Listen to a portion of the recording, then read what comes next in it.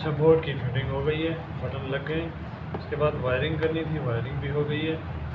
ये वायरिंग आपके सामने है। ये डिफ़िकल्ट लग रही है लेकिन डिफ़िकल्ट नहीं है। मेन जो फेज़ आएगा, फेज़ की तार इधर लग जाएगी डायरेक्ट।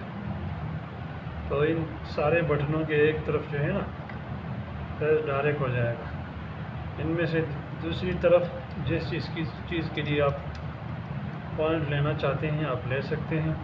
यहाँ से ये सीरीज़ बल्ब है, यहाँ से ये बटन के थ्रू करंट जाएगा बल्ब के एक पॉइंट में, और ये तो बटन के थ्रू करंट चला गया।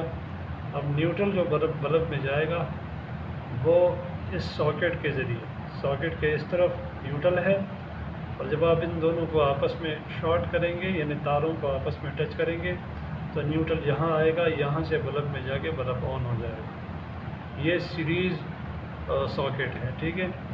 ये डायरेक्ट सॉकेट है, यहाँ से इसका फेज़ आया हुआ है इस बटन के थ्रू, यहाँ डायरेक्ट जो है ना ये न्यूट्रल है, और ये न्यूट्रल डायरेक्ट इस बल्ब के एक पॉइंट में गया हुआ है।